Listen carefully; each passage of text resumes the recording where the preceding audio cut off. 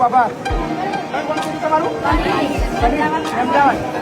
શું આપણું ખેડા જિલ્લાના અમદાવાદનું કનિજ ગામ ગાયત્રી ભજન મંડળ બાબા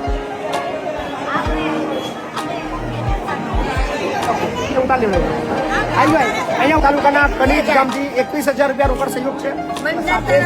મંડળ તરફથી ગાયત્રી મંડળ તરફથી અને સાથે બધી બહેનો તરફથી પેલો છે સારું થેન્ક યુ